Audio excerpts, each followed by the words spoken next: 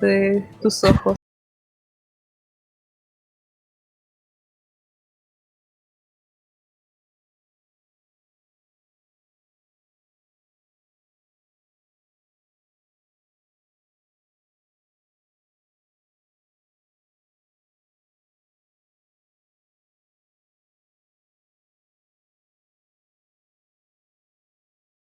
El mute Ay, y me dicen si qué escuchan. lindo quedó. ¿Se escuchan? Yo no escucho audio, así que creo que está bien. Ok. Y en un momento, espérense, yo comparto. Ahora sí, es por el delay. Ahora me ¿Dónde escucho. estamos? Hay un delay, sí, sí, sí. Excelente. Va a quitar la música un segundo.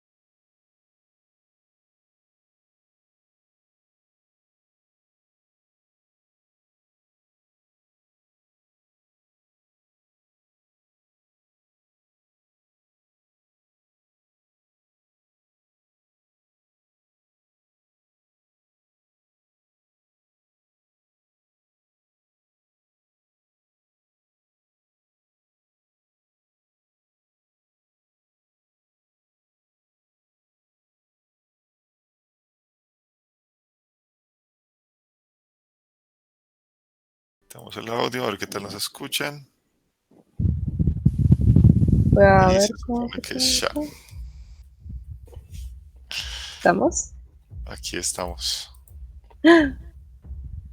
Entonces, si estamos, tenemos que hacer nuestra respectiva presentación. Sí. Hola chicos, ¿cómo están? Hola, hola. Buenas Hola. noches a todos, a todas. Buenas noches. Volvimos, estábamos con problemas técnicos, así que disculpen la demora, pero pues nada, bienvenidos a esto que es Divagando el Rol con mi querida Kaira. Liz, acá estamos un día más divagando el rol. Con ustedes tenemos un gran invitado, así que estén preparados para todo. ¿Qué tema vamos a tocar hoy día, Camilo? Bueno, pues hoy estamos con Andrés, que es un gran conocedor de los juegos PBTA. Es una persona que ha estado pues dedicando su tiempo para estudiar un poco las estructuras narrativas de los juegos de rol. Y bueno, en conversaciones que hemos tenido por ahí, como en el grupo de rol en casa, me parece que es una persona que tiene muy claro el concepto de lo que es un juego de rol narrativo y la agenda narrativa directamente por estos juegos. Así que vamos a hablar un poquito de esto y conocerlo. Así que pues nada, bienvenido Andrés y gracias por acompañarnos esta noche. Muchas gracias, me honran los dos con esta invitación y me alegra mucho poder hablar de este mundo maravilloso que es el rol.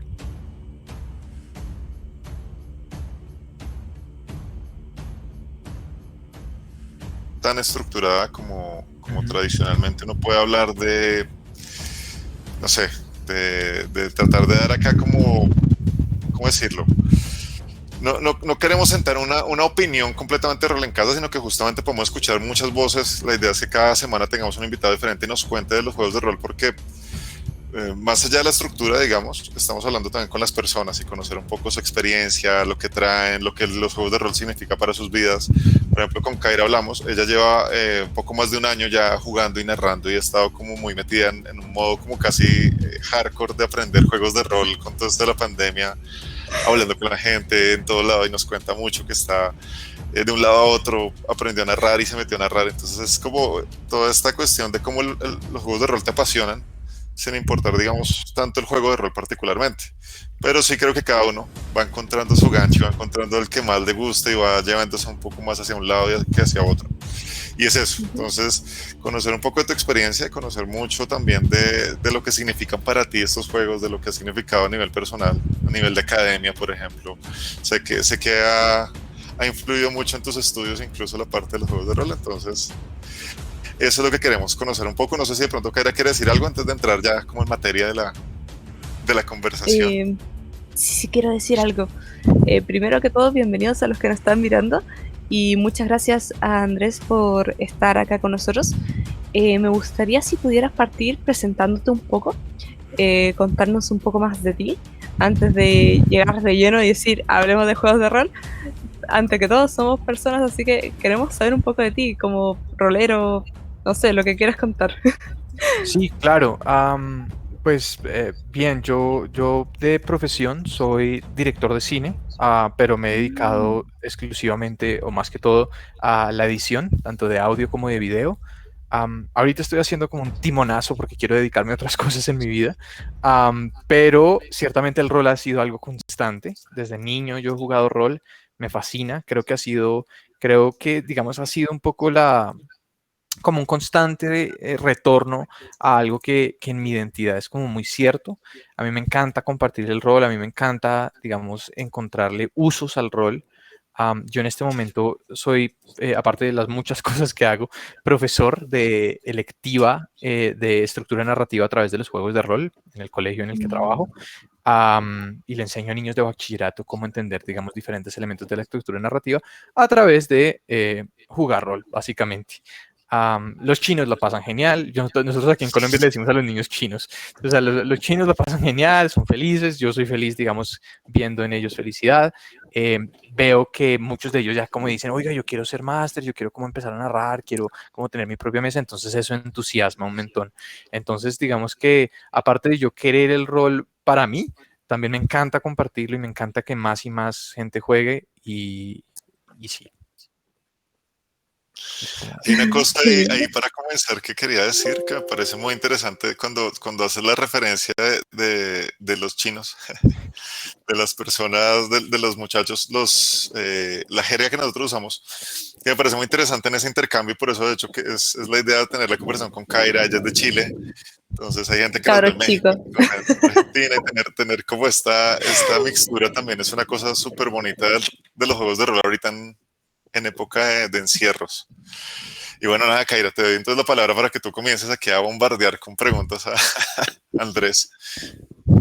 Maravilloso. De hecho, antes de empezar con las preguntas, ya que metiste el tema de que estabas viendo como enseñanza con juegos lúdicos, me gustaría partir por ese lado. ¿Qué te motivó a hacer enseñanzas con este tipo de juegos? Em, ¿Qué me motivó? Mi experiencia propia. Cuando yo me cambio de colegio, Ujú. yo entro a un colegio digamos, yo salgo de un colegio que tenía una exigencia académica súper alta y entro a un colegio que más o menos. Entonces, como que siempre estaba la duda de, oiga, este chino, ¿cómo que le va a pasar? Pues ahora que entró a otro colegio. Y yo me refugié mucho en los juegos de rol. Y yo puedo decir que los juegos de rol, uno, me ayudaron a aprender inglés y me a aprender un muy buen inglés, sobre todo porque en la época en la que, eso sería que año 2004, casi que había muy poquitos libros en español, o si los había era muy difícil conseguirlos porque eran más caros. Entonces todos los libros de rol que yo tuve de Dungeons and Dragons 3.5 eran en inglés. Y entonces utilizan un vocabulario muy específico, utilizan unas construcciones de frases como un poquito más sofisticadas que lo que podías obtener en cualquier otro medio pop. Entonces eso ayudó un montón. Ciertamente los juegos de rol, por su complejidad y no tanto su complejidad, pero por el hecho de que te tienes que involucrar tanto en la actividad, pues sí que como que trabajan estructuras mentales más complejas que simplemente yo que sé estar. O sea, obviamente la televisión y el cine dan muchísimo, pero son una cosa pasiva, mientras que el rol y sobre todo ser máster es involucrarte en una actividad y sacarla adelante. Es como un mini proyecto todas las semanas. Entonces, esa mentalidad creo que sirve mucho para el desarrollo mental y ciertamente me sirvió a mí para tener, digamos, un enfoque académico más adelante en mi vida. Y eso mismo yo lo quiero replicar para las personas a las que juego. O sea, yo quiero que la gente que cuando juega rol, como que se involucre de la misma forma en la que yo me involucraba, porque sé que tiene beneficios. O sea, son beneficios pasivos y cuando le pones, digamos, un marco de y vamos a aprender estructura narrativa a través de ellos, pues como que esos aprendizajes como que toman ya un contexto, digamos, específico y mayor y relevante, pues, para el currículum de una institución, por ejemplo. Ah, qué lindo. Como que me inspira. Y tú cuentas que el rol te ayudó a ti también a aprender inglés y todas estas cosas, pero más hilando más fino, ¿qué te incentivó a iniciar en el rol? Oh, wow. Creo que, wow, muchas cosas. O sea, lo primero, mi primera exposición con el rol, el capítulo del Ujú. laboratorio de Dexter, en donde literalmente, Maravilloso. sí, o sea, literalmente yo dije, oiga, ¿qué están jugando ahí que no parece Monopolio, que tiene unos dados con unas formas como súper raras, que la dinámica de juego es diferente porque está sucediendo en la imaginación? Y eso me causó como mucha curiosidad y yo siendo un niño como dije, wow, pero eso como que, o sea, lo vi y se perdió y yo dije, bueno, ya no lo volví a ver, sigamos con Yu-Gi-Oh! Luego, cuando me enteré de que eso existía, cuando me enteré de que eso era un juego real, se llamaba Dungeons and Dragons, empecé a ir a unas reuniones que hacían en la ciudad, que son las de la librería francesa, y ahí me enamoré. Porque yo venía todos los sábados, yo vivía en más o menos a una hora de Bogotá, entonces mis papás me traían todos los sábados a jugar y jugaba con gente mucho más grande que yo, muchachos de 20, yo era un niño de 10, pero, pero digamos, codearme con ellos y como sentir que cuando arrancaba la fantasía yo era un personaje más de la historia, eso, o sea, eso te transforma, porque eso empieza a generar en ti emociones que obviamente son como parte de la fantasía, pero que te responden, o sea, que te tocan el corazón, o sea, te emociones, sacar el 20 natural y que toda esta gente grite teniendo 10 años más que tú, pues como niño eso es como decir, mierda, o sea, perdón, perdón, participo de esta actividad como uno de ellos y me siento especial y me siento chévere. Entonces eso, yo creo que fue ahí fue cuando me enganché y dije, y ya a partir de ahí, pues, jugar todos los fines de semana con familia, con mis primos, empezar a narrarle a mis amigos en el colegio. Bueno, eso es la evolución pues que normalmente sucede, sobre todo cuando empiezas tan pequeño. Hay una Ah, cosa que te quería decir, era que creo que posiblemente nos conocimos en la francesa o nos llegamos a ver, Claro, porque yo estuve allá, recién inició todo el hobby center que tenían ellos. claro. Estuve allá un par de años, pues es que no habían tampoco muchos lugares en ese momento para uno arrancar, aunque ya estaba ahí, ya conocí un par. Pero sí, ahí te entiendo mucho más que esa emoción, de verdad que era. Y es que jugar en un lugar así tan cerrado, segundo piso, la gente ahí toda metida, uno, si uno estaba libre, uno se ponía a mirar qué estaba pasando Claro. y buah, era muy chévere. Ahí quisiera hacer como una seguidilla respecto a la pregunta, como manteniendo esta línea, es ¿cuándo conociste tú los PBTAs? O sea, ¿cuál fue ese primer En la momento que te hayas universidad. dicho? En la universidad hace aproximadamente 5 años o 4 años. Am, yo, yo hasta entonces había narrado casi que exclusivamente Dungeons and Dragons, un poquito de Star Wars, el de Wizards, que tiene como el mismo concepto en todo caso. Am, y jamás había de pronto había jugado Fiasco, pues, pero jamás había experimentado otro tipo de juego. Y en la universidad me encontré con un grupo de actores y, y ahí me enseñaron que había otro tipo de juegos de rol que requerían una disciplina diferente, que requerían un paradigma completamente diferente al tradicional. Y ahí los conocí y empecé, jugué Apocalypse World, jugué Dungeon World bueno, es una cascada que no para. Claro, sí. es que, Es que una y vez pero que uno entra en los juegos, entra. Así sí, es, así es. sí, eso no hay forma de frenarlo, pero te quería decir era que, ¿cómo fue? O sea, ¿tú lo conociste por qué? Porque jugaste primero, tuviste un narrador, Sí, sí, comenzaste a Apocalypse, narrarlo. jugamos una campaña corta de Apocalypse World con un narrador, con un muchacho de allá que narraba. Y ahí, o sea, apenas con esa experiencia y como de ver la diferencia, yo dije, oiga, venga, metámonos a investigarlos. Y entonces ahí empecé a leer, bueno, toda la literatura que existe en Internet al respecto. Desde antes de PBTA y todo, digamos, lo que llevó a Vincent Baker a desarrollar su sistema, que cómo ese ha inspirado otros sistemas. De cierta forma yo sostengo que ese es el evento pues de diseño más importante de la última década. O sea, no hay otro juego que haya tenido como tanta repercusión en el diseño como fue Apocalypse World. Y hoy lo estamos viendo en una compañía tan exitosa como Magpie que hoy por hoy tiene los derechos para hacer una propiedad intelectual tan grande como es Avatar, la leyenda de Aang, en sistema PBTA. O sea, eso es como que, wow, ok, o sea, esta gente se abanderó del sistema, pues, de la filosofía de diseño y la está sacando adelante. Entonces sí, arranqué por Apocalypse World y empecé a investigar, investigar, investigar. Y hoy en día juego mucho, pero leo más que juego. Creo que a mí lo que más me gusta es hacer las comparativas de los sistemas, entender de dónde vienen, entender la filosofía de diseño. Eso es parte del hobby también, ¿no? En mi caso, por lo menos. Y antes de seguir adentrándonos, hay algo que creo que deberíamos explicar, sobre todo para las personas que están viéndonos. ¿Qué son los PBTA? Sí, ¿por qué no?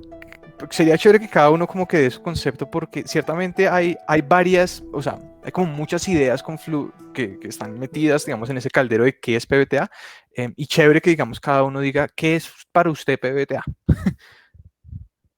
Uy, pregunta Comienza tú, reflejada. digamos, Sí, por nuestra parte, digamos que no nos vas a condicionar en la respuesta porque creo que igual lo tenemos, pero está bueno que tú nos cuentes un poco porque estás en el hilo de pensamiento mientras nosotros elaboramos. claro que sí, claro que sí. PBTA significa, o sea, o digamos son las siglas de Powered by the Apocalypse, que quiere decir que son juegos inspirados en el apocalipsis, refiriéndose al primer juego, digamos, de esa línea, que es Apocalypse World, diseñado por Vincent Baker. De ahí muchos juegos se han llamado a sí mismos PBTA. Muchos juegos dicen que porque sus mecánicas son parecidas a las del Apocalypse World original, son PBTA. Otros dicen ser distantes descendientes de PBTA porque realmente la conexión está en la ética de diseño más que en una replicación de una mecánica específica. Así que para mí PBTA es una ética de diseño, es una concepción teórica de los juegos de rol a partir de la cual se diseñan juegos. Y si los juegos tienen mecánicas similares o no tienen similares, son accidentes específicos del juego. Ahora toca ir. Oh no.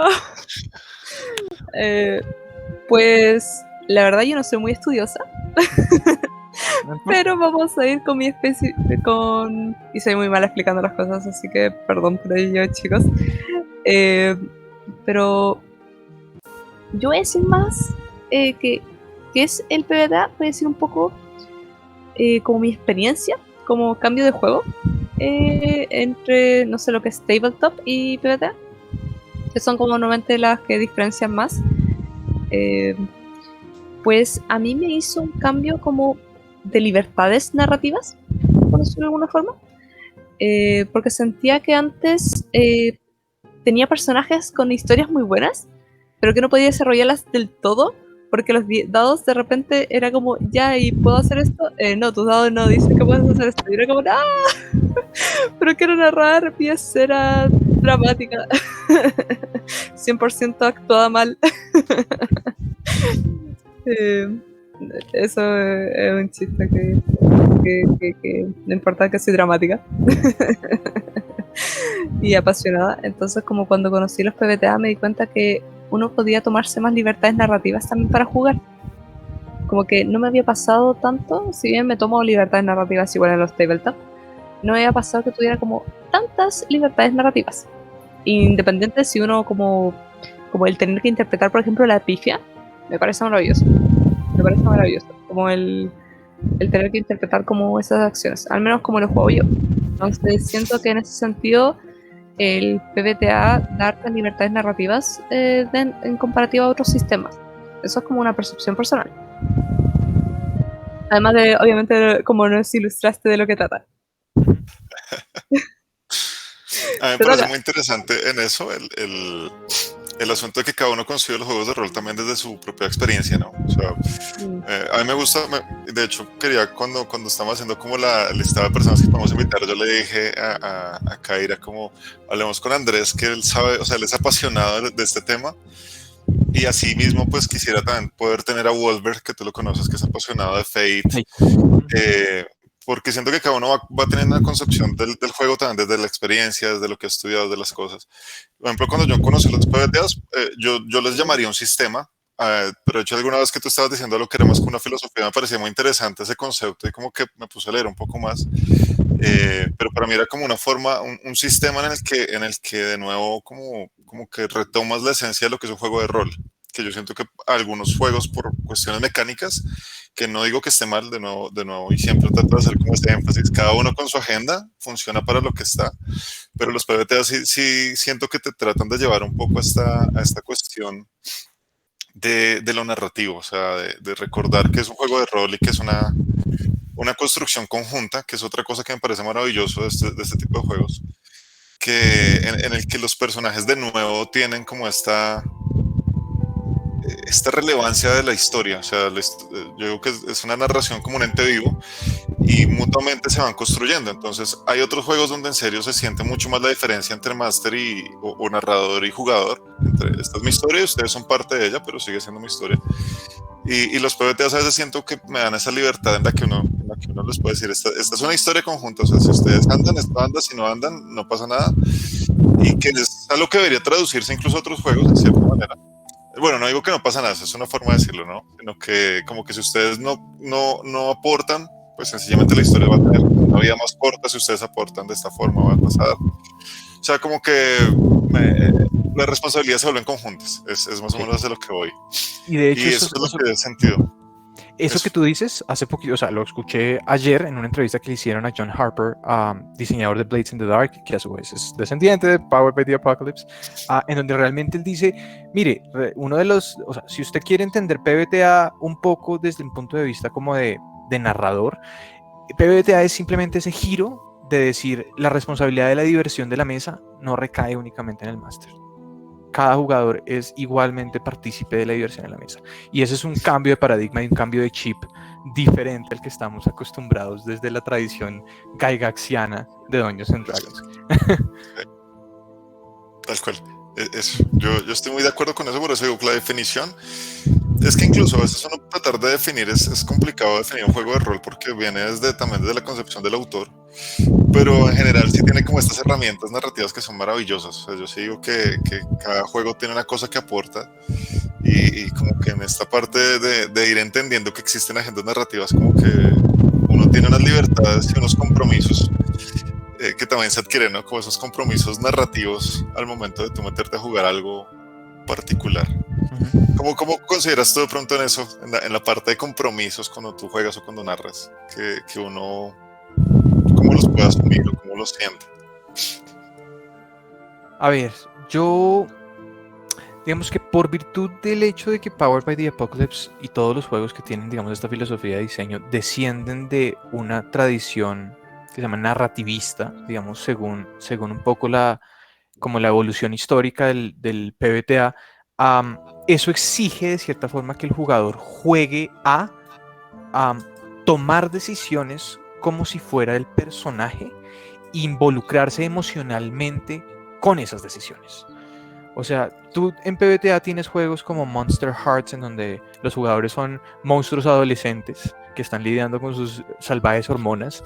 Tienes juegos como La novia de Barba Azul, que estábamos hablando antes de iniciar el stream, en donde eres un aspecto de una novia que quiere averiguar si su esposo es o no un buen tipo para tener una vida y asentarse. Pues eso exige que de cierta forma tú como jugador te arriesgues. O sea, arriesgues emociones, te expongas, de cierta forma te expongas emocionalmente. Algo que no necesariamente es cierto para otros juegos de rol más tradicionales, que no quiero decir que no suceda. Por supuesto, hay partidas de Vampiro la Mascarada supremamente comprometedoras, pero no está cocinado en el sistema. No hace parte, digamos, y no es un objetivo explícito, mientras que en Powered by the Apocalypse es de cierta forma un objetivo explícito. Nosotros jugamos para esto, nosotros jugamos para aquello. Digamos que es de cierta forma, Vincent da su tradición, digamos, de The Forge, que era un foro en internet en donde él creció, de cierta forma, es ver los juegos de rol como un juego de mesa. O sea, los juegos de rol tienen reglas, tienen objetivos, tienen objetos, y esas cosas deben estar definidas para que todos juguemos a lo mismo. Porque cuando no estamos jugando a lo mismo, pues hay disonancias, ¿correcto? Entonces, respondiendo a tu pregunta, digamos así, un resumen, sí requiere un compromiso emocional. O sea, sí requiere que tú interpretes tu personaje de forma auténtica. Sabes que hay algo, pues esta pregunta se las hago a los dos igual con esto, pero les cuento, a mí me pasó en algún momento, a mí me encanta Ravenloft, por ejemplo, como estructura, o sea, toda la historia que hay detrás, el lore de lo que se construyó de Ravenloft, de AD&D 3.5, maravilloso. Pero en algún momento cuando empecé a sentir, ni siquiera había conocido en ese momento algunos otros juegos más narrativos, sino empecé a sentir dentro de mi misma narración que me faltaba, o sea, sentía que no era que me sintiera como encerrado, sino que sentía que algo me estaba faltando. De pronto era el mismo sistema que me estaba como jalando de alguna manera. Y cuando jugaba a veces sentía que era, o sea, tenía una hoja y no me podía meter completamente en el personaje, como que por más que intentara, siempre había algo allí. De pronto era como que quiero hacer esto, pero la mecánica te lo impide, quiero hacer esto, pero espérate porque tus acciones son específicamente tienen que darse por este tipo de paradigmas. Claro. Y hay un momento donde conozco juegos ya más de verdad con una agenda más narrativa, y en ese momento creo que es la primera vez que yo siento como tengo una amalgama maravillosa con un personaje. No quiere decir que no haya tenido personajes muy, muy memorables antes, pero la primera vez que siento que no hay una barrera como que yo estoy manipulando, algo que les hablaba la vez pasada, que es como que yo tengo una especie de avatar y me pongo, y en ese momento siento que soy esta otra persona. A diferencia de decir mi personaje hace, empezar a hablar casi en primera persona de esto. Entonces la pregunta es como, ¿qué personaje recuerdan ustedes que haya sido ese primero? No el primero que los enamoró, sino el primero que realmente ustedes hayan podido interpretar como con plena libertad. Y contarnos un poquito de eso, porque también está la otra parte, ¿no? Dejando de lado la filosofía de juego, hablar un poquito de esa experiencia personal. Me parece interesante. Kaira. ¿Yo? Bueno, ya partiré. Debo admitir que desde mis primeros juegos, posiblemente, incluso yo diría desde el primero, empecé a interpretar, pero de poquito. Pero como mi primer juego igual no era un sistema a priori narrativo, si bien tenía escenas para interpretar, habían cosas que como que igual estaban ligadas a cosas del metamundo que pasaban. Así que yo diría que el primer personaje que me tocó como interpretar más, más allá de si tengo algún personaje favorito o algo así, voy a mencionar el primero que me tocó interpretar más. Fue uno de una mesa de Undying, que a priori funciona con otro sistema, pero igual es narrativo, así que lo voy a pasar. Undying creo que Porque es PBTA. que funciona con sistema de apuesta, entonces tengo la duda. Sí, pero, o sea, es decir, lo que pasa con PBTA es que el que dice que su sistema es PBTA, pues es PBTA, y de cierta forma la filosofía de diseño, si no estoy mal, Undying es PBTA. Creo que Ya, sí. ya. El tema es que como, al menos como tuve que jugarlo, me acuerdo de, creo que, no sé si lo he mencionado acá, pero lo voy a mencionar, que en esa mesa me tocaron escenas desgarradoras para mi personaje, en términos emocionales, y estaba llorando tanto porque igual jugamos con cámara de repente, y esa mesa me tocó jugar con cámara, y estaba llorando tan desgarradoramente que los demás se sintieron incómodos. Así como me dijeron como, oye, ¿estás bien? Así como, tenemos que parar la mesa, así como que, y me preguntan todo el rato, y yo como, no, sí estoy bien, y seguía llorando. Entonces, yo creo que, y con ese personaje me pasó que como que eh, sentía las emociones súper vivas, como que pena, así como pena, rabia, si yo me llegué a comer a otro vampiro, así como que rabia. Claro. Y de ahí en adelante igual empecé a interpretar mucho más mis personajes, como que pero fue el primer juego que me pasó que era tan narrativo hasta cierto punto y como que teníamos nuestras agendas y cada uno tenía sus motivaciones, que me dio las libertades también para poder desarrollarle y desarrollarla como personaje, porque partió siendo como un pollito que no sabía nada de la vida a ser un personaje que se comía a otros personajes porque estaba así como, descubrí la verdad sobre ti, adiós. Uh-huh. Entonces, eso. Por favor, Andrés, ilústranos. Sí, esa experiencia que dice Camilo, o sea, esa experiencia de tener ese personaje en donde sentiste como un shift. Y era un shift que yo ya había experimentado antes cuando yo estudié actuación en la universidad. Como que yo alcancé a involucrarme mucho con personaje al punto de que digamos, en el escenario, pues yo era esa persona. Y mi cabeza funcionaba como la cabeza de esa persona. Pero en el rol, precisamente el año pasado creo que tuve mi experiencia como fuerte es bonita. Recién arrancó la pandemia, aquí, la cuarentena aquí en Bogotá. Empezamos a jugar Monster Hearts con mi novia, un amigo, el máster era un amigo que tengo en Canadá y otra amiga que vive en Alemania. Y mi personaje era Spencer. Spencer es un fantasma. En Monster Hearts son adolescentes, pues, que son monstruos, o sea, como que son un arquetipo de monstruo, vampiro, hombre lobo. En mi caso yo era un fantasma. Mi problema es que poco a poco me estoy desapareciendo y estoy desapareciendo de la vida de las personas y yo quiero permanecer relevante. Entonces Spencer era el rey del colegio, pues el rey del high school, el líder, el capitán del equipo de fútbol, pero tenía este problema. Era un fantasma, se murió y entonces poco a poco estaba desapareciendo del radar. Entonces yo hacía todo lo posible para hacer eso. Y mi máster, que es duro en PBTA, se dio cuenta de por qué yo estaba jugando e interpretando ese personaje, por qué yo escogí interpretar a Spencer, y parte de esa motivación era el hecho de que Spencer era todo lo que yo no había podido vivir en el high school, en el colegio. O sea, él era una encarnación un poquito de todas las experiencias que yo siempre he tenido como un romanticismo cuando veo las películas de Coming of Age, o sea, como bueno, no sé, Perks of Being a Wallflower, todas las películas que son de esa época en donde están pasando del colegio a la universidad. Yo soy enamorado de esas películas. Y soy enamorado de esas películas porque representan algo que yo quizás quise hacer en mi último año de bachillerato, pero me la pasaba estudiando y sacando 10 en los exámenes. Esa era mi preocupación en ese momento, pero hoy digo, oiga, hubiera sido distinto tener otra vida. Bueno, el caso. Con Spencer me pasó que había un falso Spencer. O sea, yo como fantasma veía que había otro que estaba tomando mi lugar, que era idéntico a mí, pero yo sabía que era el mentiroso. Y entonces tuvimos una escena muy potente en donde yo fui a interrogarlo y a decirle, ¿qué te pasa? ¿Tú por qué? Bueno, estoy parafraseando, pero tú, ¿qué es lo que estás tratando de hacer? Tú eres el falso Spencer, tú no estás... Y el máster me respondió, ¿a ti quién te dijo que yo soy el falso? Yo soy el verdadero. Y esa fue la primera vez en donde yo vi en la historia y en la interacción con mi máster una realidad que era más interesante que la que yo podía tener en mi cabeza. Yo siempre creí que yo era el verdadero Spencer y el otro era el falso. Pero cuando el otro me planteó eso, yo dije, oiga, ¿qué tal que sí sea así? ¿Qué tal que el impostor sea yo?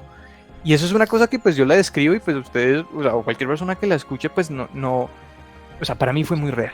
Para mí fue de verdad decir, oiga, yo puedo ser el impostor en este caso. Y ahí mi relación con este falso Spencer, que siempre fue de odio, y cada vez que Master me lo ponía enfrente, yo decía, no, yo lo persigo y le voy a pegar porque, ¿qué está haciendo?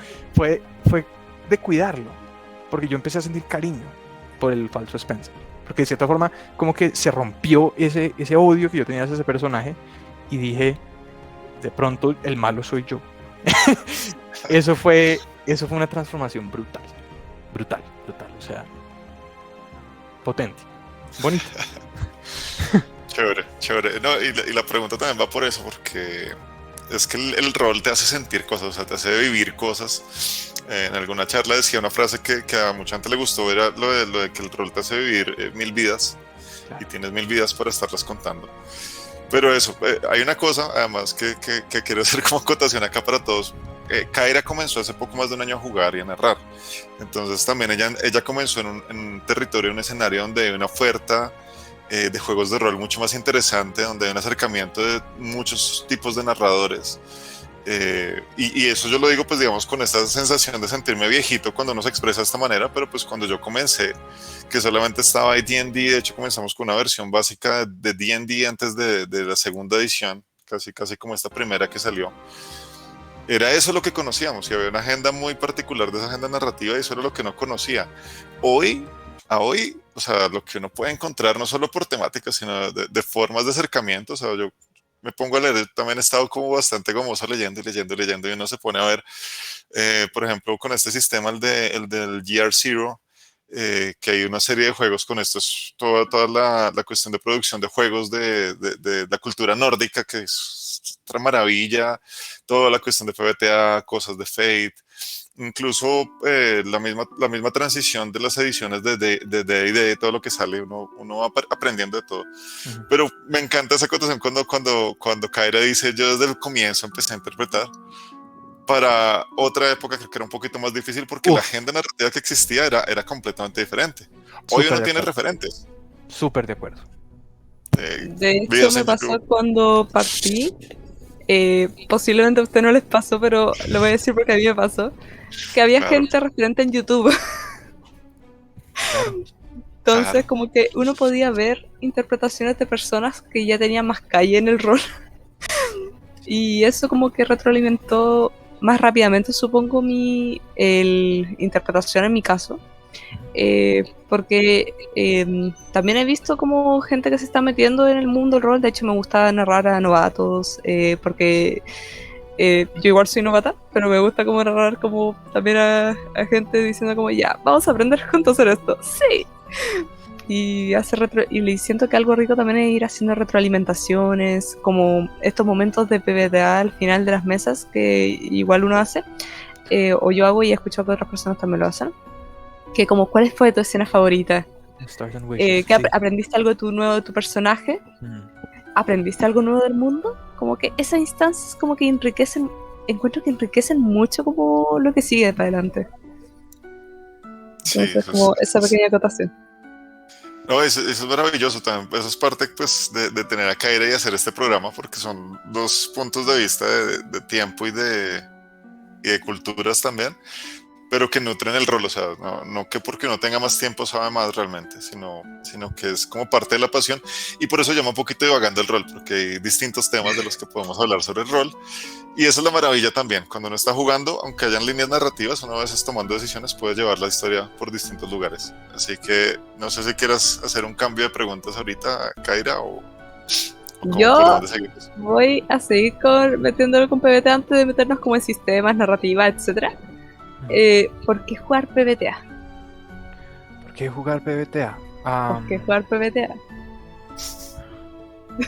Voy a tomar un poco súper literal la pregunta que acabas de hacer, y la haces en español. a diferencia de cualquier otro idioma, el idioma de Latinoamérica. ¿Por qué jugar PBTA? Porque para nosotros en Latinoamérica, quizás menos en España, PBTA es un paradigma muy diferente al que venimos acostumbrados por muchos años. Es un paradigma clásico tradicional de los juegos de rol que normalmente favorecían unas agendas creativas muy específicas. Lo que es ir al calabozo, matar los monstruos, sacar el tesoro. Digamos, esa fue la fórmula pues de muchas mesas, muchos años aquí en Latinoamérica. Entonces PBTA es un paradigma diferente. Es un paradigma en donde el juego es el personaje, o sea, el protagonista como constructor de la historia. Y eso es algo que no se puede decir de los juegos tradicionales porque no estaban diseñados o preparados para eso. Entonces, ¿por qué jugar PBTA? Porque te enseña que dentro de los juegos de rol hay una gama diferente, no solamente de temáticas, sino también de estilos de jugar y y de, y de disfrutes, o sea, de tipos diferentes de disfrutes. O sea, a veces yo sí quiero irme a meter al calabozo y ser táctico y ser estratégico y saber cómo diablos voy a hacer para cegar al beholder, claro que sí, pero a veces quiero llorar, a veces quiero emocionarme, a veces quiero tener, digamos, una relación ficticia con un personaje. Eh, y en ese sentido, los juegos PBTA están diseñados para que cada mecánica refleje decisiones interesantes desde el punto de vista de un protagonista. Entonces, por eso yo mil veces le digo sí a PBTA.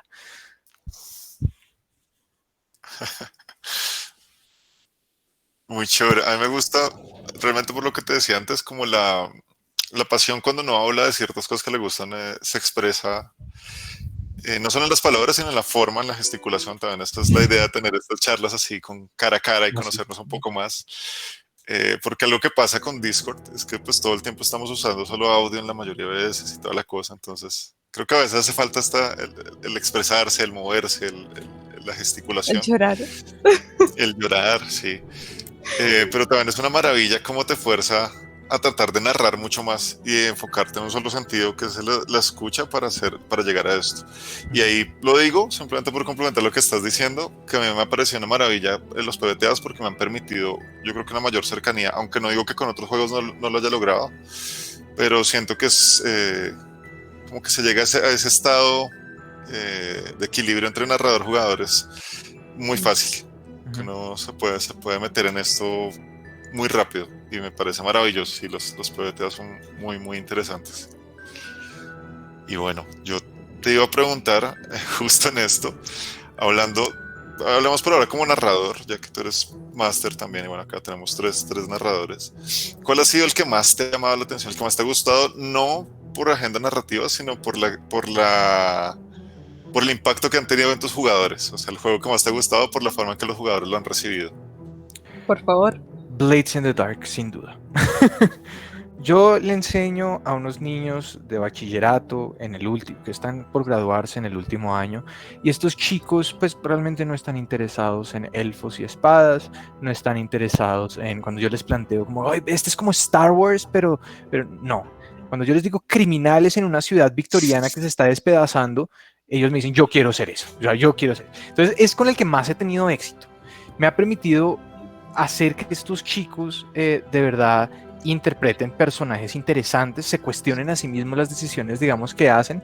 Lo que Kaida decía, los XP triggers, los desencadenantes de experiencia, de los puntos de experiencia, son muy parecidos a los de Dungeon World. Te preguntan a ti, jugador, ¿expresaste tus creencias, lo que te motiva, tu ancestraje, de dónde provienes? Y si tu respuesta es sí, o sea, en la historia lo hicimos, ganas tu puntico de experiencia. Entonces, como que de cierta forma ellos los cuestiona como intérpretes de sus personajes si están contribuyendo a la historia de forma significativa. Entonces, Blades in the Dark, sin duda, sobre todo con mis estudiantes, y ya por fuera con amigos y con pues, personas, sí, Monster Hearts ha sido una cosa brutal. O sea, de pronto lo veo mucho con mi novia, que no es, digamos, jugadora, digamos, súper intensa como yo, pero ese fue uno de los primeros de rol que ella juegos de rol que ella jugó y verla como con esa facilidad de entender la posición emocional de su personaje por más de que los temas fueran ajenos, es decir, que monstruos y, o sea, esa conexión primitiva que hay con el arquetipo del personaje como representación de un, o sea, lo que pasa con Monster Hearts es que es una metáfora. El personaje que tú escoges, el vampiro, hombre lobo, fantasma, es una condición que refleja una actitud específica cuando tú estás en el bachillerato a punto de graduarte. O sea, el vampiro quiere dominar, el vampiro quiere mandar, el vampiro utiliza la manipulación como intercambio. Y por eso hay un movimiento muy chévere que es el sex move del vampiro. Pues en Monster Hearts hay movimientos para cuando usted tiene una relación sentimental con alguien que no tiene que detallarse en pantalla, que no tiene que describirse, simplemente pasamos a Ahí negro, pero está. sabemos qué pasó, ¿cierto? El vampiro es si tú escoges, si de verdad sentiste emoción y amor, no estoy parafraseando, si de verdad sentiste conexión con la persona que tú dices, pierdes todo la manipulación, los poderes de manipulación que tuvieras sobre esa persona. Si es el contrario, ganas uno más. Entonces es como esa posición del vampiro de decir, yo tengo que pretender como tener la posición dominante, pero también tengo una posición de fragilidad. Y a eso jugamos. Y esa es la gran diferencia entre PBTA y los juegos narrativos y otros. Mientras que un jugador pudiera tener la concepción de, no, yo siempre voy a decir que nunca tuve una relación emocional con esta persona porque quiero conservar mis puntos de manipulación, es decir, la decisión táctica inteligente. En PBTA nosotros no jugamos a eso, porque eso no importa. A lo que jugamos es, ¿tú de verdad sientes algo por ese personaje? Al punto de decirte que no, sí, está bien, pierdo todos los puntos de manipulación. Y lo sorprendente es que el sistema te lleva a posiciones en donde el jugador dice, sí, es verdad. Y entonces no estoy diciendo, tomando la decisión táctica, digamos, que debería ser, pero estoy actuando de forma auténtica como si fuera mi personaje. Sí, de hecho creo que eso es algo súper rico de los PBTA, como porque he escuchado de Master de tanto de PBTA como de Tabletop, que dicen como, es que de repente los jugadores se justifican en esto lo quería mi personaje, y es como, no, de repente en verdad uno actúa acorde a lo que quería su personaje y no como uno como jugador, porque de repente uno diría, pero podría ser metajuego, y como bien mencionas, y no, como que uno a mí me ha pasado, también jugué Monster Hearts, así como dato, y me tocó hacer un personaje de un hueco. Y claro, mi personaje, cuando se dio cuenta que era un hueco y que era un muñeco de tela, básicamente, fue como, ya tengo que escapar de esto, y se cortó una pierna, porque dijo como, tengo que escapar, así que soy un muñeco de trapo. Y mi personaje tenía un movimiento también que, que era como el hacer daño, como que, y también lo apliqué por ahí, y es lindo como cada juego tiene como un rollo diferente y un sabor diferente.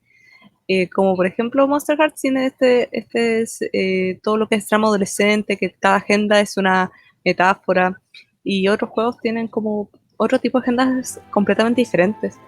Lo que es Cult, que ahí nos puede ilustrar un poco, por ejemplo, más Camilo, lo que es Dungeon World, que también tiene otro sabor diferente, pero todos son como decían, vivir muchas vidas y en planos muy diferentes, y es algo muy rico como escuchar también como narradores diferentes, que a mí me encanta meterme en todas partes donde puedo, y escuchar como retroalimentarse, como el conocer otras narraciones y el darse cuenta que es todo un mundo de posibilidades. Claro. Es muy rico, muy rico. Como pequeña acotación que hago. No, muy chévere. A mí me parece muy interesante, en serio, que bueno, ayer me hicieron una pequeña entrevista para una cosa como de una tesis universitaria y me contactaron y estaba charlando con la chica, entonces me decía, se nota la pasión, pero entonces me parece muy interesante hablarlo desde alguien que no conoce. Y ¿por qué son interesantes los juegos de rol? Me decía ella. O sea, ¿por qué te gusta tanto esto? Yo le decía, yo siento que además es una pregunta que evoluciona con la vida de uno. Antes era una cuestión más lúdica, era una cuestión le explicaba a ella como con mis amigos. Es un momento donde puedo estar con mis amigos y tenemos un momento de desarrollo de cosas que tal vez no podríamos estar haciendo. Y cuando lo conocimos éramos niños, además. Pues yo conocí los juegos de rol, tendría yo 12 años tal vez. Entonces era otra cosa, pero ya más grande, incluso en la universidad, era otra lúdica, era otra cuestión. Ahorita en este momento, por ejemplo, le decía yo a ella, para mí los juegos de rol en este momento son muchas cosas. O sea, no es parte de mi vida, claramente, es parte de lo que hago, pero también es una excusa para conocer nuevas personas, es una forma de socializar en el mundo que tenemos ahorita. En esta situación de pandemia es una vía de escape mental y tiene mil cosas, pero les decía, sobre todo hay una cosa que me parece maravillosa de los juegos de rol y es cómo te aporta como persona. O sea, los juegos de rol realmente te ayudan a mejorar, a mejorar muchas habilidades, skills sociales, te mejora la lectura. Algo que tú decías a mí también me pasó, te mejora, o sea, te mejora, no, te enseña el inglés, de hecho, desde el comienzo. Si no sabías nada y te pones juicioso por la misma pasión, vas a terminar aprendiendo. Y además aprendiendo un inglés a veces incluso hasta técnico, porque tiene unas características ahí que, que de pronto en una novela no las vas a ver, como en el tecnicismo que tenía, por ejemplo, en esa época los libros de Dungeons and Dragons, que era, ¿qué significa esto? Mira el diccionario. Ah, ok. Es que Es, ahí quiero hacer un paréntesis, es que sí, cuando tú lees un hechizo en 3.5, pues ya tú estás aprendiendo una ciencia. O sea, estoy exagerando un poquito, pero cuando eres un niño y lees un hechizo, o sea, área, entonces tiene un tamaño mi hechizo. Rango, o sea, hay una distancia a la que yo lo puedo castear. Componentes, o sea, hay unos requisitos antes que yo tengo que hacer. Daño, pero daño, haces este daño si está esta circunstancia. Entonces estás empezando como a tener un pensamiento lógico, matemático, que también es, o sea, sobre todo a edades tempranas es fundamental. sí, es que es maravilloso. Yo también, yo sentía eso. Decía, la música me ayudó, pero es que el rol me enseñó lo técnico. Y ahí la pregunta era sobre todo pues para que ustedes mismos me respondan, eh, como, ¿qué es esto adicional? O sea, este puntico que ustedes le podrían decir a alguien muy novato que es lo maravilloso del rol. O sea, que ustedes puedan, por lo que son muchas cosas, pero según una sola cosa que ustedes digan como esto es lo que es lo más maravilloso de los juegos de rol. Entonces, ¿qué es como dice Andrés? Sí, yo te voy a responder esa pregunta pensando en hoy. O sea, hoy, 2021, qué es ese añadido? Y yo pienso que esta generación es la generación que consume contenidos. O sea, hoy el mundo más que nada son consumidores de contenidos, porque tenemos un bombardeo en todas partes. ¿Quieres ver cine? Ve a cine. O quédate en casa y mira Netflix. ¿Quieres ver gente jugar? Mira Twitch, etcétera. Entonces, ¿quieres ver cosas como, no banales, pero te quieres divertir un poco sin tener que como ganar la casa? TikTok, y te puedes pasar ahí horas. Y eso es bueno, y eso relaja, y eso es un escape interesante. A veces cuando necesitas un escape, necesitas un descanso, pero yo siento que en muchos sentidos ha atrofiado nuestros músculos creativos. Ser consumidores pasivos de contenido siempre, ahí hago énfasis en la palabra siempre, creo que tiene un efecto negativo en nuestros poderes como personas, de generación de contenido, y de cierta forma nos aleja un poco a nuestra tradición oral, como se hacía en la antigua Grecia, y de contar historias, de contarnos a nosotros mismos historias para entretenernos. Entonces, de cierta forma, jugar rol hoy en 2021 es una forma que tiene cada individuo para recuperar un poquito de su capacidad de generar contenidos. Y son contenidos que son, cuando se hace bien, muy relevantes para quien usted es y las personas que usted tiene alrededor. Entonces, de cierta forma, uno se emociona. A mí me encantó hace poquito ver el Gambito de Dama. Me encantó esa serie. Y sí tiene, digamos, y sí me significa mucho a mí. Pero para el que no sabe qué es el rol, yo te aseguro que en una buena mesa, con unos buenos compañeros, tú puedes contar una historia igual de emocionante y que es supremamente relevante para quien eres tú. Muy chévere. Muy chévere. ¿Y tú, Bueno, Keira? complementando un poquito como lo que ya dijiste, que igual como los humanos somos súper audiovisuales, sobre todo las últimas generaciones, y cada vez se ha pegado más también en lo que es visual, lo que es como agarrar el celular y estar mirando todo el rato, no sé, Instagram, Facebook, otros, o el simplemente hecho de estar jugando videojuegos. Y siento que en ese sentido voy a concordar mucho con lo que dices, que nos entrega otras herramientas que son las verbales, que muchas veces también se pierden un poco, encuentro. Esto de, por ejemplo, el hablar y declarar emociones, aunque sean de un personaje ficticio, sentido, igual te hacen pensar como tengo que narrar emociones que igual está sintiendo mi personaje y que hasta cierto punto también uno lo está sintiendo. Entonces, como que ayuda bastante, encuentro en ese sentido como el tener que decir, tengo miedo, no sé qué siento. Decir eso, decir simplemente el hecho, no sé qué siento, incluso dice mucho de lo que está pasando contigo, con el personaje. Eh, Siento que son herramientas súper buenas y que nutren harto de este mundo y que tanto como persona, como jugador, como narrador, como todo, como que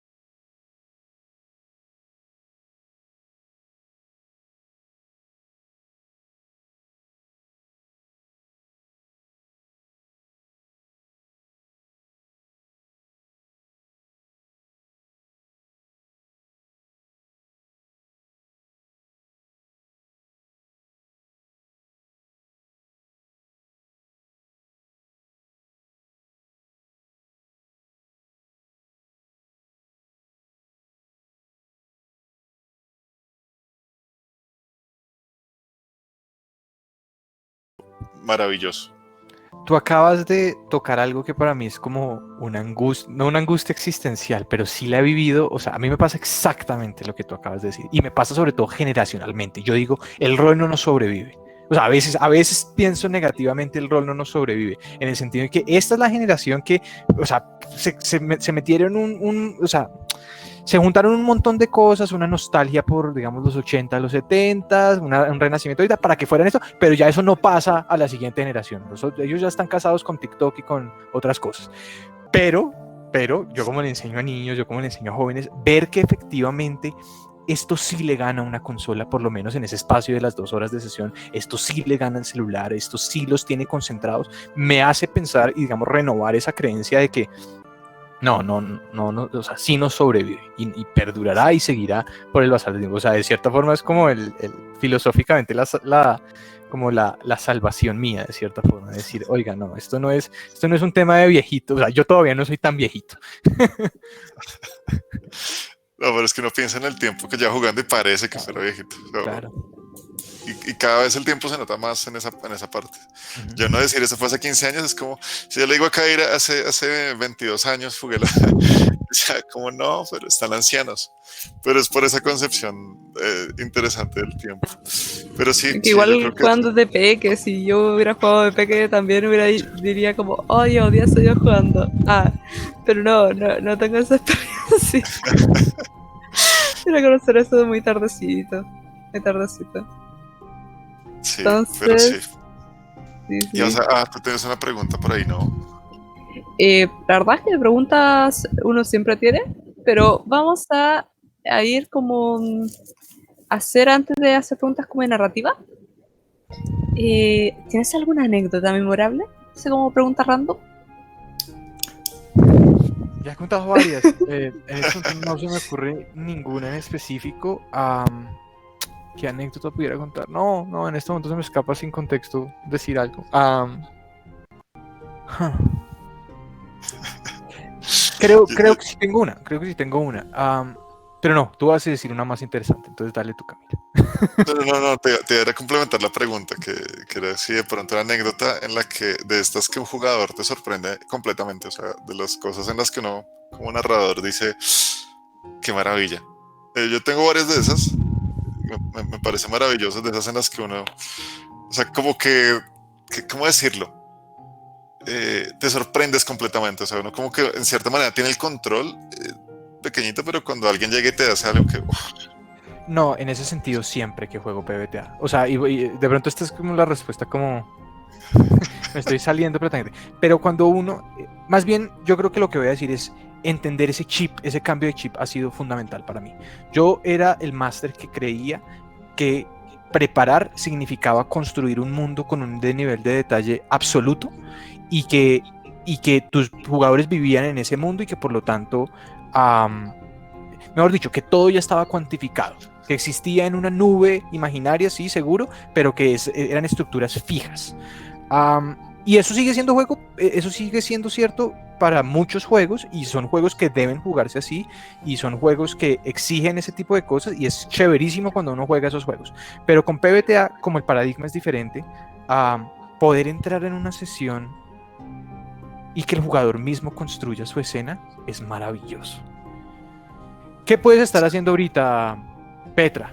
No, pues yo lo último que estaba haciendo era tratando de investigar dónde ha habido el fantasma de tu hermano. ¿Y en qué sitio tú pudieras ir a averiguar esa información? No, pues probablemente en la iglesia de la Lacrimosa. Ahí está el padre Joren, con el que tuviste un problema en la última sesión, ¿verdad? Sí, ay, no me lo quiero encontrar. Pues precisamente cuando estás entrando a la iglesia, el padre Joren aparece, abre y te dice, Petra, de vuelta aquí. Él mismo construyó la escena. Yo no planeé esto, yo no construí esta escena, la construyó él. Y digamos que de cierta forma yo tengo la garantía de que ese jugador está interesado en esa escena. O sea, no estoy jugando adivinanzas con ellos. Ellos mismos me dicen en qué escena, y yo por supuesto, maestro, digamos, del arte de narrar, simplemente les hago preguntas. Sí, y como que así los vas interrogando y ellos te van contando qué es lo que quieren hacer y toda la sesión es lo que los jugadores querían hacer. Magnífico, o sea, eso es como ¡boom! Eso sirve como anécdota, está perfecta la respuesta. A mí me encanta eso también, que la gente se apersone mucho de la historia, como que se suelte y empiece a contar y a contar. Después, sí, creo que es una de las mejores experiencias cuando uno está narrando, como ese ir. Incluso que uno en algún momento hasta pierde la noción del tiempo, ¿no? Como que va la historia tan bien que uno cuando mira dice, wow, ya pasaron 2 horas y no me di cuenta en qué momento porque pues, estamos en esta conversación maravillosa, que creo que nos pasa como con este programa que ya llevamos un buen rato, ya vamos entrando a la recta final para ir despidiendo, porque es eso, es charlar, es conocernos, es no imponer en los demás lo que no tiene como precepto, sino justamente escuchar y empezar a partir de eso ir construyendo. Por eso me encanta como la imagen de tejido conjunto, como que tú vas dando, el otro va dando y ahí entre todos vamos construyendo esto. Sí, eso es muy bonito. No sé si tengas alguna pregunta de las que tenías pensadas. Tengo más preguntas, la verdad, pero no sé cómo estamos de tiempo. Como que pregunto. Pero la verdad me quedan como 2 principales, así que voy a soltarlas. Yo creo que aprovechando que tocaste este tema de que uno antes como que creaba mucho el mundo y cosas así, que a mí también me pasó como mis primeras partidas. De hecho, tengo una mesa donde tengo como 20 páginas de lore. ¿Cómo planeas una narrativa tú? Bueno, así como actualmente.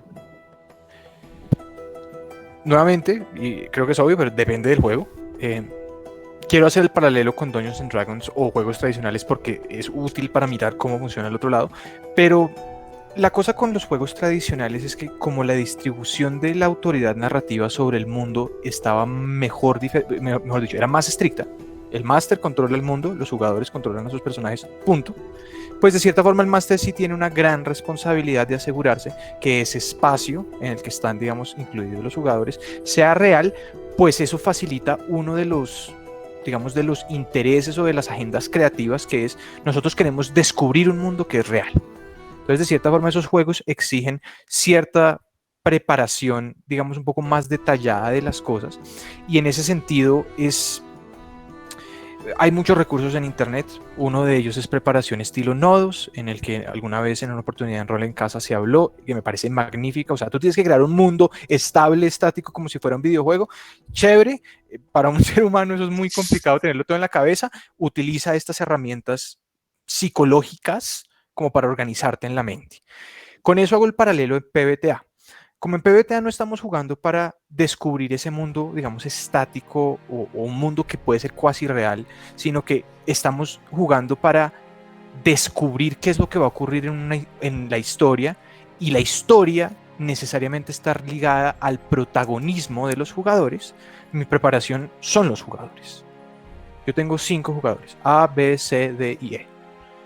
Este man creó un juego rápido, un Zombie World. Entonces este man creó un veterano de guerra que en este momento quiere ser el líder de la banda. Entonces si el jugador creó ese personaje, eso ya me está diciendo cosas de ese jugador. Eso ya me está dando pistas de qué tipo de situaciones yo lo quiero poner.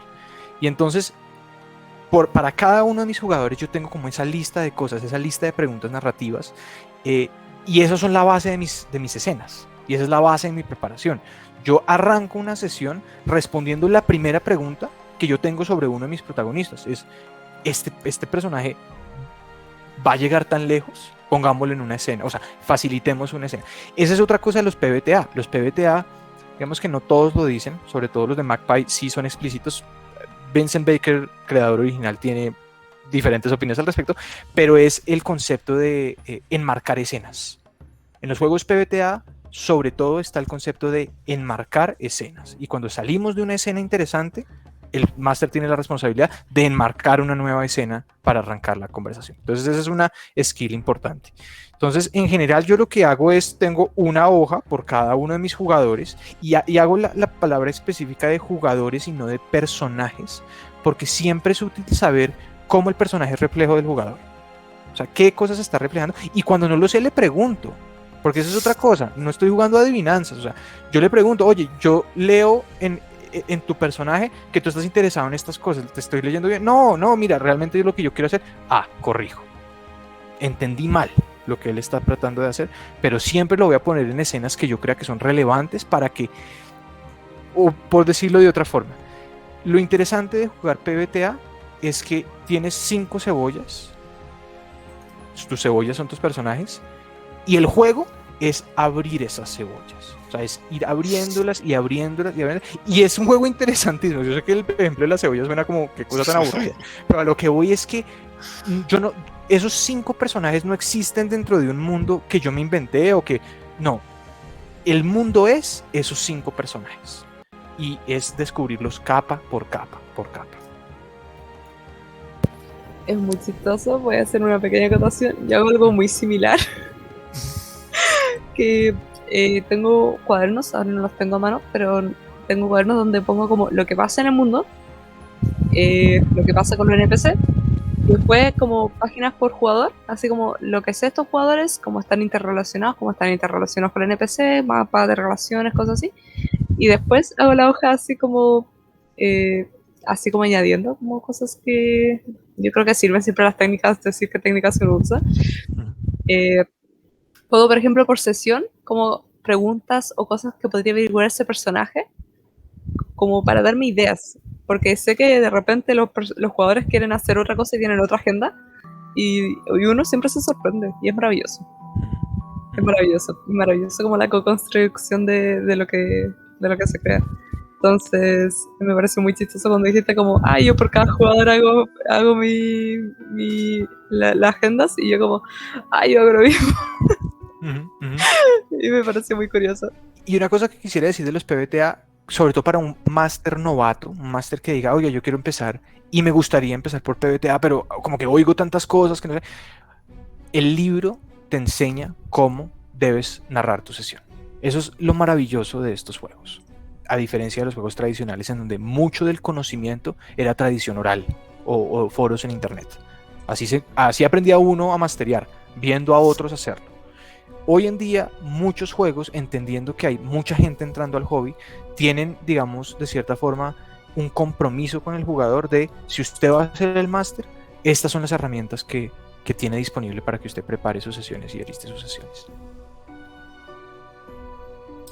Entonces lea el manual. Sí.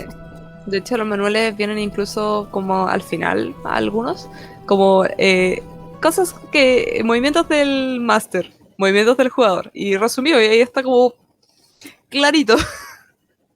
Esa parte a mí me encanta, porque es como, gracias, soy lenta para aprender, así que esto me sirve. Y Camila, te veo muy silencioso. ¿Muy qué? Silencioso. No, estaba escuchando Estaba escuchando atentamente. sí, la respuesta. No, me parece muy chévere, además que cada uno va desarrollando un método. A mí me encanta que a mí me gusta mucho leer de los juegos de rol primero esa parte, ese qué es un juego de rol, de hecho, solo esa pregunta, que la mayoría de juegos tienen ese apartado y eso es maravilloso porque cada uno lo dice en sus propias palabras, incluso si son del mismo autor, lo cambia porque es sus propias palabras para este juego y eso es genial porque de entrada te está explicando, así lo conozcas muchas veces y yo siempre leo eso, así uno puede decir en este punto, yo ya sé que es un juego de rol. Me encanta leerlo, porque siempre te da algún indicio adicional, incluso para alguien que sea novato, para poderle explicar, para poderle decir. Entonces, eso también lo comparto. Hay que leerse los libros, si uno quiere narrar hay que leérselo, hay que tomarse el tiempo, que es una de las características que uno debe desarrollar como narrador, el leer. El leer en todo aspecto, ¿no? Leer a los jugadores, leer los personajes, leer los libros de rol, leer las escenas, empezar a leer también las actitudes de las personas, porque eso es lo que más puede darle a uno como esos pequeños ganchitos o esos giros narrativos que no siempre son tan literales. Entonces eso creo que es una de las grandes herramientas que tenemos. Sí. Y acá aprovechando como para ir empezando ya a acotar y cerrar, yo creo, porque el tiempo siempre apremia y apreciamos mucho el tiempo de nuestros queridos entrevistados. ¿Qué PBTA recomienda para empezar? Y yo creo que esta pregunta tenemos que responderla para empezar como máster y empezar como jugador. Así como, ¿qué PBTA recomendarías? Yo recomendaría para un máster Masks, que es un juego de adolescentes superhéroes. ¿Por qué lo recomiendo? Porque es el texto más completo. Es el texto que mejor explica y mejor transmite, y lo dice mucha gente, qué es PBTA y qué es esa filosofía de juego. Entonces, si te gusta superhéroes, bueno, finalmente creo que también recomendaría el tema que te guste. Eso debe ser importante, porque si tú no tienes amor por los adolescentes superhéroes, no vas a hacer un buen trabajo narrando más. De hecho, uno de los principios de Apocalypse World que siento que se replica en todos los juegos es digamos que Vincent Baker es Barf Forth Apocalíptica, que es escupa apocalíptica con sus descripciones. ¿Y eso qué significa? Que usted en su tiempo libre, parte de su preparación, que realmente no es que usted consuma las referencias para el juego que va a narrar, y de cierta forma que le gusten, porque si a usted no le gusta ese sistema, esa temática, ese género, le va a costar mucho narrarlo, más que lo disfrute o no lo disfrute, le va a costar porque uno tiene que, digamos, tenerlo. Entonces yo recomendaría para un jugador, para un Master Masks, y para un jugador Monster Hearts. O sea, te va a poner a sentir esa vaina. En serio, sobre todo porque hay mucha cercanía con la cotidianidad, pero hay suficiente raro, o sea, hay suficiente como fantasía. O sea, para mí es una mezcla perfecta entre lo cotidiano, lo real, lo sentimental, lo emocional, con ese toque diferente que es que todos somos un monstruo diferente. Y la dramática de, soy un monstruo. Edgy.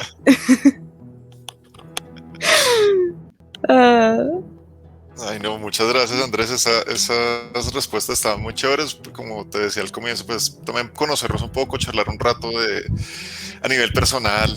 Está bueno conocer la parte también, claramente, de tu trayectoria y de tu experiencia con los PBTAs, que es algo que sabemos que te apasiona. Posiblemente te llamaremos para una segunda charla porque pues, son temas que se quedan cortos. Son temas que se quedan cortos. Y las charlas... Perdón. No, que iba a decir, como ya cumplimos 1 hora y cuarto, y es como se pasa volando, porque yo creo que como somos personas que nos apasiona esto, uno siempre necesita como falta tiempo para hablar de esto, como que uno puede tocarlo desde ya, ¿qué es PBTA? Que fue como un poco lo que hablamos hoy día, pero también se puede hablar como qué es narrativa y filosofía PBTA. Y son todo da para mucho rato. Sí, sí, que es una de las características que creo que también tenemos los roleros en general, que cuando hablamos de esto podemos durar mucho tiempo sin aburrirnos realmente, porque es algo, yo creo que estas charlas las has tenido muchas veces, te han preguntado muchas veces cosas sobre esto, pero la misma pasión, vuelves y lo cuentas con la misma emoción, que es eso, es lo que uno vive, es lo que uno respira y el rol está ahí, entonces gracias por aceptar la invitación. Estas son charlas que vamos a tener todos los viernes.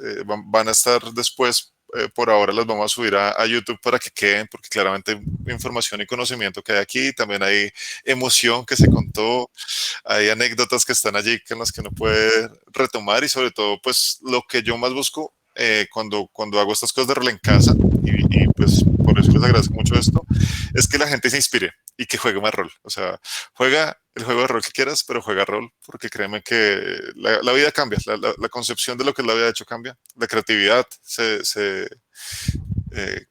enriquece. Entonces, muchísimas gracias Andrés por todo este tiempo.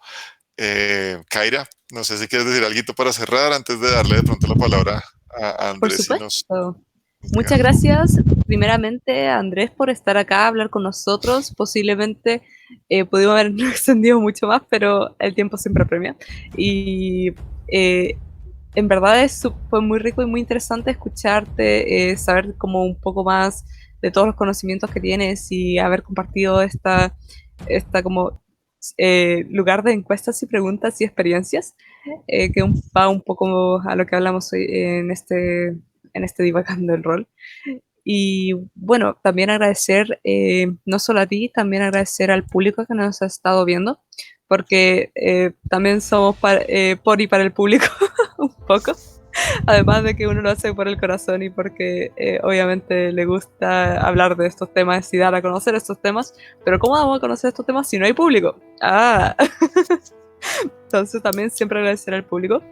Y por favor, danos unas últimas palabras, por favor, por favor. Sí, yo quisiera nuevamente, y siempre lo hago cuando tengo una oportunidad de acompañarlos en este espacio, recalcar la increíble tarea que ha hecho Camilo con Rol en Casa. Hoy, sobre todo, creo que lo que más yo anhelo y aspiro para la comunidad es, de cierta forma, la comunidad va creciendo y cada día más se unen más personas y se unen a la dinámica.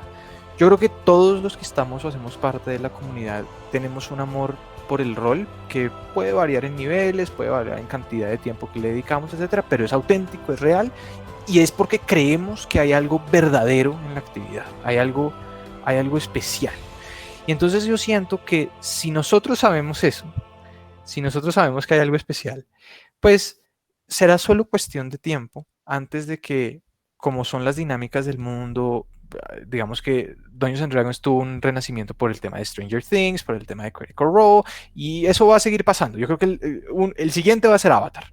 Avatar va a traer un montón de gente a jugar esta vaina. Entonces, tenernos como comunidad, hablar de estos temas, profundizar, digamos, en la teoría de los juegos de rol desde un punto de vista académico, como lo hago yo, hasta un punto de vista emocional, de experiencias como lo hemos tenido aquí, como se tienen con frecuencia en Rol en Casa, nos va a equipar para ser embajadores de nuestro hobby cuando mucha más gente quiera entrar a esta vaina. Entonces, eso, a mí me alegra eso, a mí me emociona mucho eso y la invitación para todos los que nos están escuchando y para la comunidad de Rol en Casa es que sigamos charlando, sigamos profundizando, sigamos experimentando este boom que es el juego de rol.